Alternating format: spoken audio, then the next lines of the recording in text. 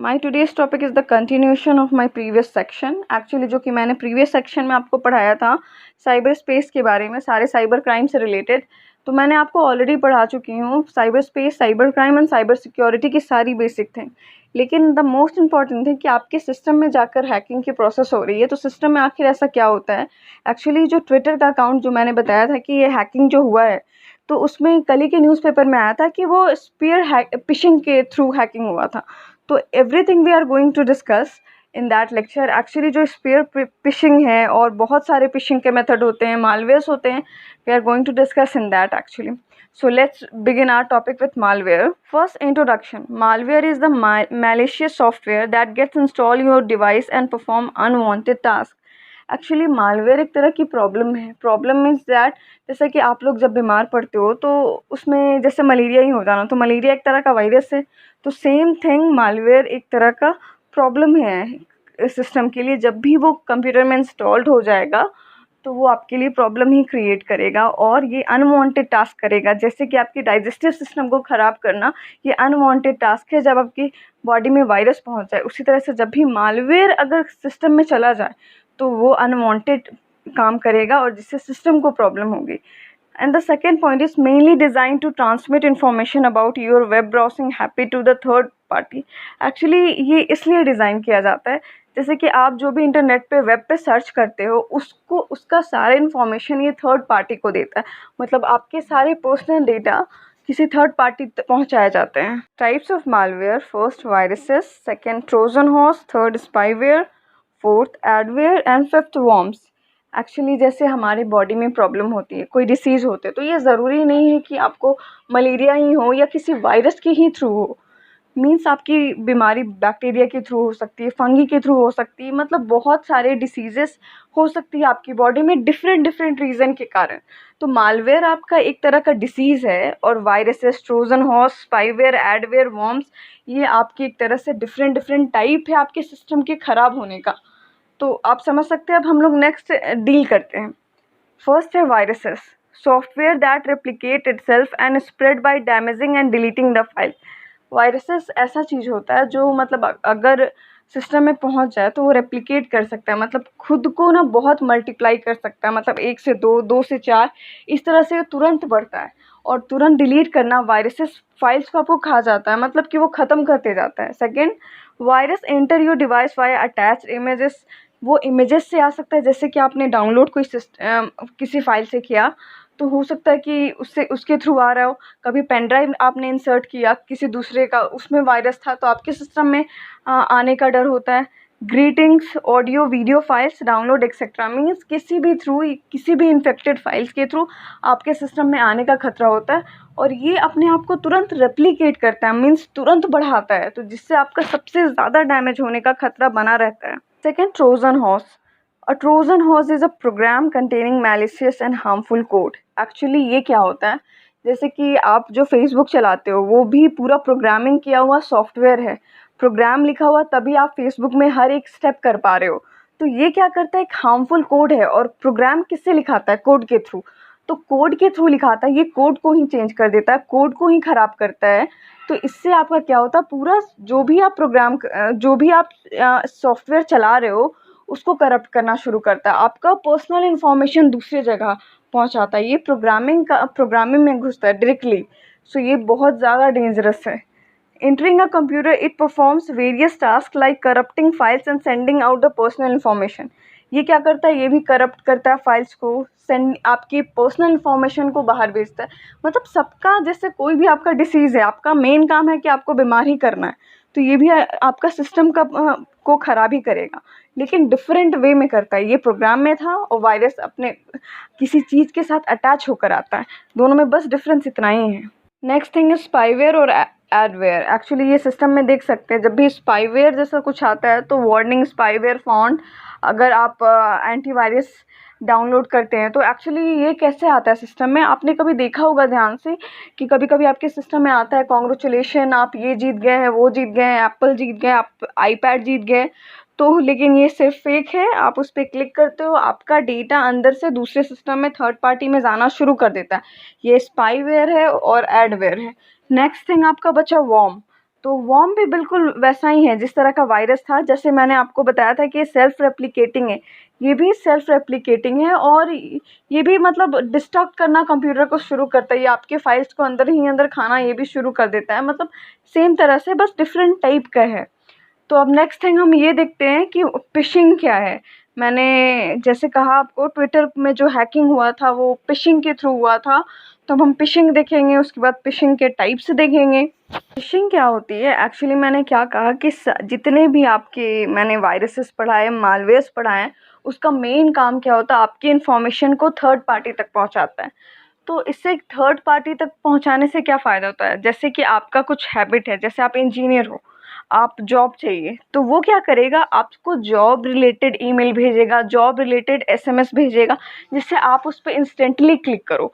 तो third party तक information जाने का यही रीज़न होता है, ताकि वो आपका नेचर समझ पाए कि आप किस तरह के इंसान हो, और वो उसी तरह के मेल फॉरवर्ड करे और उसी तरह के सिस्टम में आपको कुछ भी फॉरवर्ड करे, जिससे कि वो आप उस पर क्लिक करो। तो ये आपका उनका मेन मोटो होता है। तो फिशिंग को आप देख सकते हैं, phishing is when you get emails, text and calls that seem to be found companies और पीपल यू नो। मतलब वो लगता है कि आप इन लोगों को जानते हो और इस कंपनी से रिलेटेड हो, बट वो एक्चुअली में होता नहीं है, ये स्कैमर्स होते हैं। दे वांट क्लिक कि आप उस लिंक पर क्लिक करो। जैसे कि मैंने बताया, थर्ड पार्टी तक इन्फॉर्मेशन सेंड करने का सबसे बड़ा रीज़न यही है कि आपको वो नेचर को जान पाए, और आपको लगेगा कि मैं तो इसे जानता हूँ, मैं इससे फेमिलियर हूँ, आप पक्का क्लिक करोगे और आपके पर्सनल इन्फॉर्मेशन सारे फेच हो जाते हैं वहाँ से। कभी कभी क्रेडिट कार्ड, आपका सारा डेटा चला जाता है, आपके फेसबुक पासवर्ड। तो ये आपका फिशिंग हुआ। We will see about the types of phishing. First, deceptive phishing. Email messages claiming to come from the recognized source ask you to verify your account, re-enter information और make a payment. ये क्या कह रहा है कि आप सबसे पहले, ये ऐसी जगह से आएगा जो लगेगा कि बहुत सही जगह है, और दूसरी चीज़ तो आपको बोलेगा कि अकाउंट वेरीफाई करो, उसके बाद वो बोलेगा कि पेमेंट करो। तो इससे हो सकता है बहुत लोग स्कैम में फंस जाएं। स्कैम ऑब्जेक्टिव सेकंड क्या है, स्कैम ऑब्जेक्टिव ये है, मतलब इसका करने का पर्पस क्या है, ताकि वो जो डिटेल फिल कराएगा, जो अकाउंट वेरीफाई करने के वक्त वो बोलेगा डिटेल भी फिल करो, तो इससे आपका बैंक अकाउंट का डिटेल उसको पता चल जाए। उसके बाद how to avoid it, means avoid आप कैसे कर सकते हो, जब भी ऐसे लिंक आए आपको, तो ध्यान दें कि मेन लिंक और इसमें कुछ वर्डिंग के डिफरेंट होते हैं, कुछ वर्ड जैसे पी बड़ा पी छोटा, तो ये सब चीज़ ध्यान देने से आपका सारा इन्फॉर्मेशन बच सकता है, और ये आप डिसेप्टिव फिशिंग से भी बच सकते हो। Spear phishing, a more sophisticated version in which a sender uses available information to direct the request at you. Actually इसमें क्या होता है कि हैकर के पास कुछ ऑलरेडी आपके बारे में इंफॉर्मेशन होती है। तो मैंने कहा जैसे कि सारे मालवेयर, सारे वायरस, वॉर्म्स, ट्रोजन, सारे के काम ही यही होते हैं। जब भी वो आपके सिस्टम में आएगा, वो आपका इन्फॉर्मेशन थर्ड पार्टी को पहुंचाएगा। तो आपके बारे में थोड़ी सी इन्फॉर्मेशन इससे पहले से होती है, उसका यूज़ करके आपको वो हार्म करता है। तो इसका भी मेन ऑब्जेक्टिव है आपके बैंकिंग सिस्टम और आपका डेटा को ये करना। तो इसको अवॉइड करने का रीज़न, अगर आपके सिस्टम में एंटीवायरस इंस्टॉल्ड हो तो ये दिखाएगा कि हाँ यहाँ पे कुछ प्रॉब्लम है। अगर इंस्टॉल नहीं हो तो इसको पकड़ना थोड़ा मुश्किल हो जाता है। एक्चुअली अभी का तो जो ट्विटर अकाउंट हैक हुआ तो इसी का मेथड से हुआ। तो इसे हम थोड़ा डिटेल में देखते हैं कि स्पीयर फिशिंग वर्क कैसे करता है। तो सबसे पहले hacker identify the target and research the victim. सबसे पहले टारगेट को मतलब वो आइडेंटिफाई करेगा, जैसे कि अभी मैंने बताया हाई प्रोफाइल। तो सबसे पहले लेट सपोज ओबामा को उसने मीन्स टारगेट माना, तो उसके बाद उसके सारे इन्फॉर्मेशन पता किए, उसके बाद उसे ईमेल भेजा कि वो किस तरह से का ईमेल को जल्दी क्लिक करेगा। अगर उसने क्लिक कर दिया तो वो फंस गया। मतलब ऐसा कुछ होता है स्पीयर फिशिंग में। उसके बाद हम नेक्स्ट फिशिंग की ओर चलते हैं। CEO fraud. Fisher uses an email address similar to that of authority figure request payments or data from the other within the company. ये मेनली कंपनी में होती है। एक्चुअली कोई बड़ा पोस्ट का आदमी अगर आपसे डेटा या कुछ पेमेंट मांगेगा तो आप ऑब्वियसली दे दोगे। तो इसमें सबसे ज़्यादा स्कैम होने के चांसेस होते हैं। और इसमें डायरेक्ट पेमेंट, डायरेक्ट आप हैकर को डायरेक्टली पेमेंट करते हो। इसमें सबसे बड़ा बात, इसको अवॉइड कैसे कर सकते हैं आप, फिर से वो लिंक चेक करें, ज़रूर कुछ ना कुछ तो डिफरेंस होगा। स्मॉल एस, कैपिटल एस, मतलब पूरा लिंक सेम रहेगा, कहीं ना कहीं एक पॉइंट का भी डिफरेंस हो सकता है। तो लिंक क्लिक करने से पहले प्लीज़ चेक करें। And the next thing is farming. Fraudsters hijack a website domain name and uses the redirect visitor and imposter site. इसमें क्या होता है, जैसे कि आप कोई भी वेबसाइट खोलते हो तो ऊपर में आप www करके कुछ डोमेन नेम होता है, सारा का कुछ ना कुछ URL होता है, तो वो सबके अलग अलग होते हैं। वो उसी को हाईजैक कर लेता है, वो उसी को ट्रैप करता है, उसी को चेंज करके जब आप उस चीज़ को टाइप करते हो तो वो दूसरे पेज की ओर पहुंच जाता है। तो इससे आपका सारा इन्फॉर्मेशन और सारा आपका बैंकिंग जो ऑनलाइन डिटेल अगर आप अपने सिस्टम में सेव करके रखे हो तो वो थर्ड पार्टी तक पहुंचने का बहुत बड़ा रिस्क होता है इसमें।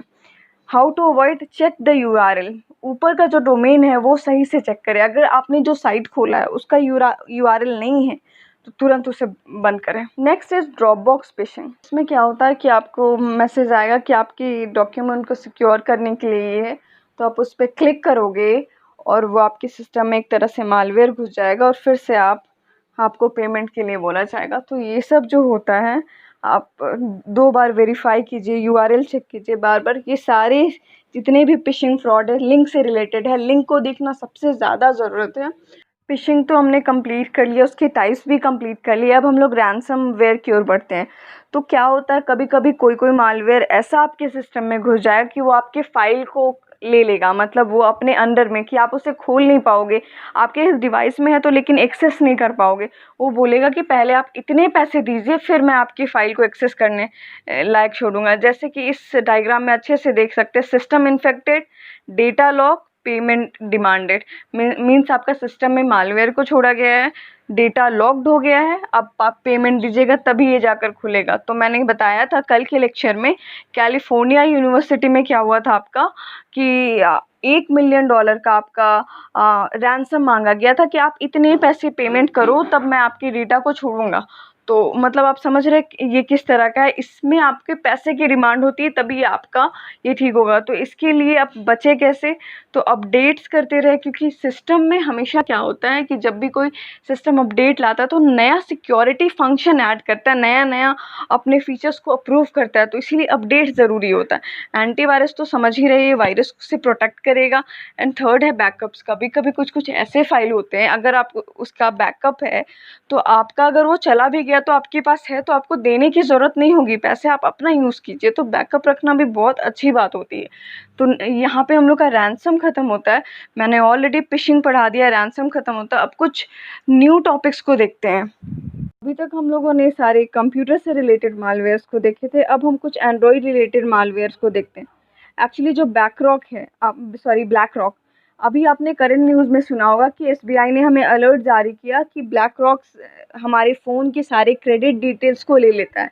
तो आप समझ सकते हैं आपके फ़ोन में अगर ये मालवेयर घुस गया तो आपके लिए कितनी प्रॉब्लम है। आप इसका डिफिनेशन देखिए, new Android malware called black rock can steel your credential credit card details. ये आपका क्रेडिट कार्ड का डिटेल चोरी कर सकता है। तो इससे बचने का उपाय बस यही है कि किसी भी लिंक पे क्लिक ना करें और कहीं पे भी अपना कार्ड डिटेल सेव ना करें। अगर ये मालवेयर आपके फ़ोन में अगर सेव कर दिया आपने तो ये तुरंत स्टील करके थर्ड पार्टी को भेजेगा। फिर तो मैंने आपको तुरंत कहा, रैंसमवेयर जैसे बहुत सारी चीज़ें हैं, कुछ भी हो सकता है। Next malware is cookies thief. ये क्या करता है, आपकी कुकीज़ को स्टील करता है। आपने कभी कभी देखा होगा जब भी आप फेसबुक खोल रहे हैं या कुछ अदर साइट, तो कुकी सेटिंग कुछ होती है, तो कुकीज़ को ये स्टील करता है। And third malware is x helper. ये क्या होता है आपका कि ये एक ऐसा मालवेयर है जो कि खुद ही इंस्टॉल होता है। मतलब अगर ये आ गया तो ये मतलब इतना बुरा मालवेयर है कि ये जल्दी रिमूव नहीं होता जब तक आप फ़ोन को पूरी तरह से रीसेट ना कर दो। फिर भी ये फैक्ट्री वर्जन में आता है, तो इसके लिए पर्टिकुलर एक एंटीवायरस बना हुआ, उसी से ये रिमूव होता है। तो ये मीन्स मैंने कुछ एंड्रॉयड के मालवेयर्स डिस्कस किए। और black rock is the very important और spear phishing is the very important. ये क्योंकि करेंट न्यूज़ में है तो ये आपको जानने की ज़रूरत है। कल मैं आपको सारे इंडिया में कितने आज तक साइबर अटैक्स हुए उसके बारे में सारे इन्फॉर्मेशन नेक्स्ट क्लास में दूंगी। तो देखते रहिए, continue watch, and thank you for watching my video, and if you like it, like and subscribe and share it too.